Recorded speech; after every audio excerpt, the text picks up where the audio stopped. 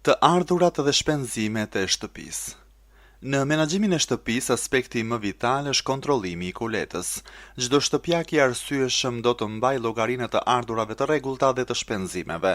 Sikur që është thënë, këmbët zgjati sa e kej organin.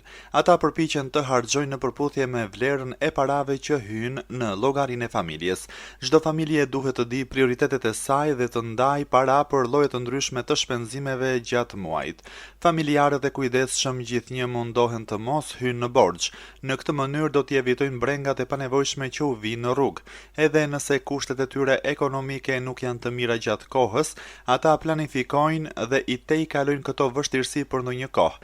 Ata e shmangin veten prej statusit të varfërit përmes menaxhimit të resurseve të kufizuara. Në të kundërtën e kësaj, disa familje që janë të pakujdesshme në lidhje me menaxhimin e mirë të shpenzimeve të tyre, që janë dorëshpuar dhe që vazhdojnë të jetojnë sipas mënyrës së tyre, bien në shprehinë e huazimit të pandrejtshëm.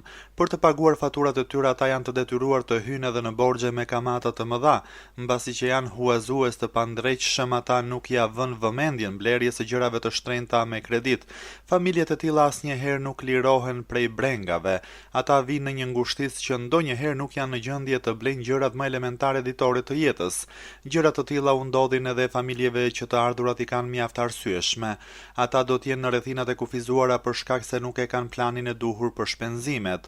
Këta njerëz janë viktima të shkëlqimit dhe dukjes së rreme. Mirëqenia e familjes varet jo vetëm nga fitimet apo të ardhurat që konsistojnë në një shumë të parave që vinë në shtëpi, por kërkon edhe përmbledhjen e duhur dhe kontrollin e shpenzimeve. Imam Xhafer Sadiku thot, kur Allahu dëshiron që një familje të përparojë, atëherë ai i jep aftësinë e urtësisë dhe të rregullit në jetë. E tërëpërësia është përfshirë në 3 gjëra, ku njëra prej tyre është të kuptuarit dhe maturia e menaxhimit të financave të tyre. Teprimi gjatë shpenzimeve është shkaku i varfërisë dhe i mjerimit dhe përmbajtja në jetë siguron kënaqësi dhe komfort. Aliu, urdhëruesi besimtarve, ka thënë, përmes kursimit mund të tejkalohet gjysma e nevojave. Personi që shpenzon shumë i ka 3 shenja.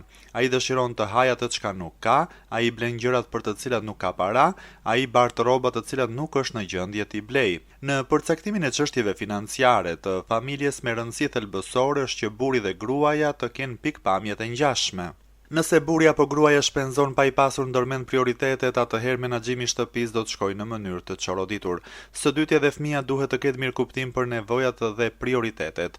Nëse fëmia bëhet ndër ata që shpenzojnë shumë dhe prindërit për shkak të dashurisë së tyre ja plotsojnë tekat e tij dhe e lejojnë të argëtohet, familja mund të hasë në ndonjë problem financiar.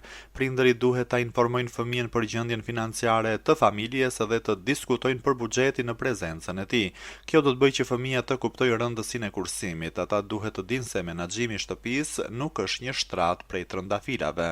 Është esenciale se gjatë etapave fëmijët duhet të njihen me punët e përditshme shtëpiake dhe me të ardhurat e familjes. Ata duhet të dinë se shtëpia mirëmbahet prej të ardhurave të prindërve dhe se përveç tyre nuk kanë mjete të tjera jetese.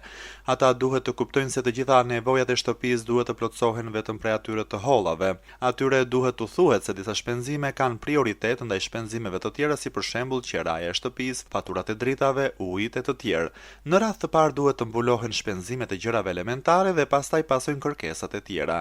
Fëmijët duhet të kuptojnë dhe të zgjerojnë kooperimin e tyre me prindërit në lidhje me këtë çështje. Që nga fëmijëria e hershme, fëmijët duhet të mësohen që t'i përputhin nevojat dhe kërkesat e tyre me mjetet e familjes. Ata duhet të ndalohen prej shpenzimeve të panevojshme dhe blerjeve të pamenduara. Duhet të njoftohen me shprehinë e kursimit dhe duhet ta konsiderojnë veten si antar të familjes dhe duhet të shpenzojnë brenda mundësive materiale të familjes. Ata nuk duhet të fitojnë mendimin se ata janë prej familjes së pasur dhe se ata mund të shpenzojnë sado që duan ata.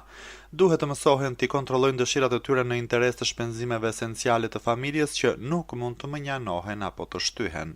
Kur të rriten, këta fëmijë do t'i kenë në duart e tyre frerët e shoqërisë. Prandaj ata duhet të përgatiten për shprehinë e kursimit që prej fëmijërisë së hershme. Sado që të jetë lehtësuar pozita financiare e prindërve, fëmijët duhet të mësohen për të harxhuar para me vëmendje dhe me maturi.